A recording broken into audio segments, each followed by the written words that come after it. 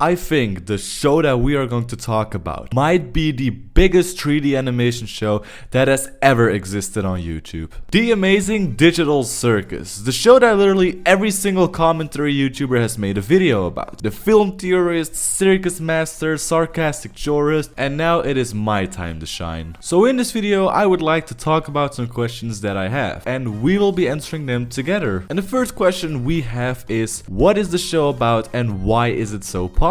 The Amazing Digital Circus, which exists as a cool, amazing fantasy world by a very colorful place and all the characters that have their own kind of personality. In this place, everything is possible. But why is literally everyone so interested in just a group who does stupid adventures? That is because the Amazing Digital Circus isn't just a amazing digital circus. There is something more going on here. And if you have watched both episodes, then you will fully understand where I'm going with this. But to explain this a lot more better, I think that it's a smart idea to dive in the very first episode, so we can understand a little bit what mysterious and secrets this show has. As we are looking at the first episode, it starts off very simple by the show host, who is called Kane, who will introduce us what the Amazing Digital Circus is about and what we can expect. In the intro, we get introduced by all the characters from the show, which are Gangle, Zubul, Kinger, Regatta, Jax, and of course Pomni. Now, Pomni isn't really any other characters compared to all the others, because here is already where the crazy stuff is happening. As we get to see the intro where everyone is on stage, Pomni is the only one who just pops on stage and has no idea what is going on. As the other get to see Pomni, the only thing she could remember is that she put it on a headset and then she was here. I put on some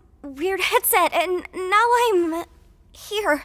Which brings me to my next question, which is, what makes the show that we find it so interesting? Well, as we already talked about, besides that the Amazing Digital Circus exists as a group from the circus that does stupid adventures, the Amazing Digital Circus might be also one of the biggest mysterious animation shows on YouTube. Because not only is the world where they live in just a simulation, which makes me think like the movies The Matrix, it is also a question which character is a real human being who put it on a headset. Because yeah, who is a real human and who is an NPC, which stands for non-playable character. And the exciting way to know of the characters who is real and who isn't is by looking very carefully the way everyone acts. For example, if you would pay extra good attention on Kane, who sort of is the presentator from the Amazing Digital Circus, the way he acts is like these computer persons who introduces us to the thing we are about to experience. And it would sound strong to me that Kane would be an actual person, who once got stuck because of putting on the headset,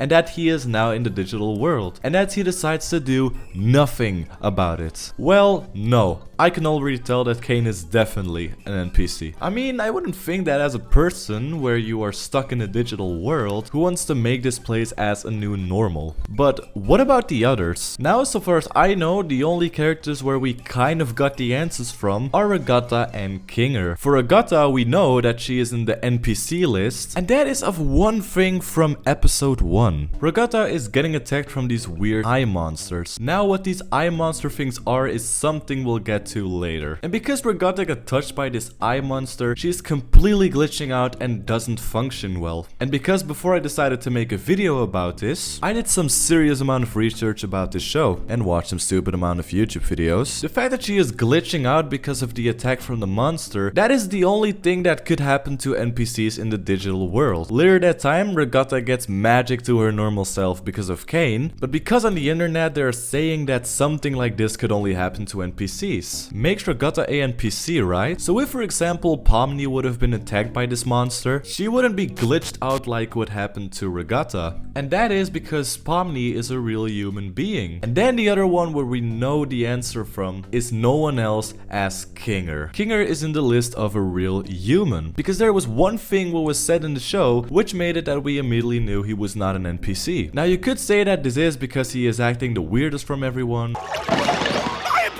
impenetrable fortress! But the fact how he is doesn't say anything about him, whether he is fake or real. But then how do I know that he is in the real human being lists? Well, most of the time I was wondering why Kinger was the most scared and craziest one. People told me that the reason he acts so weird and so scared is because he has been the longest in the digital circus from everyone else. And let's get to the last question, which is, what happens when you try to escape the digital world? Now, I find it pretty interesting that I haven't really talked about escaping this place. But yeah, there has been moments when they were talking about escaping the digital world. Well, in the beginning, when Pomni was in the digital circus, she was asking, How do I, leave?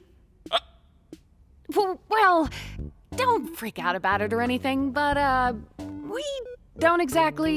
You can't. What?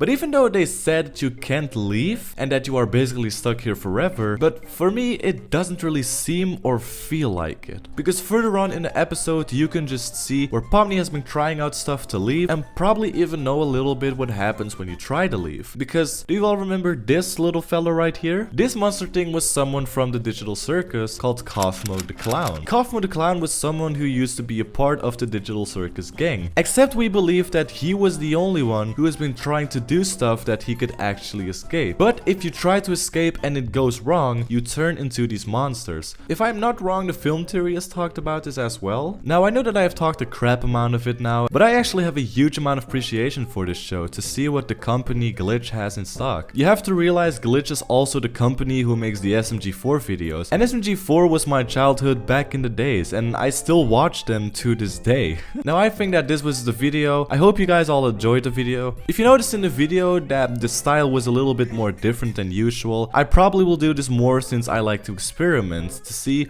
what kind of videos I like to make, so yeah, that. Also in this video I delve more in the first episode of the Amazing Digital Circus and kinda let the second one slide away. For people wondering if I will be making a second video where I'd be talking about the second episode, to be honest, I don't really know if I'm going to. If I am, I would let you know on a post or in a video or somewhere else on social media, but for now, this was it. I thank you guys so much for watching from this video. I hope you all enjoyed it. If you do, then make sure to like this video, subscribe to the channel, and then I like to see you guys next time. Bye bye.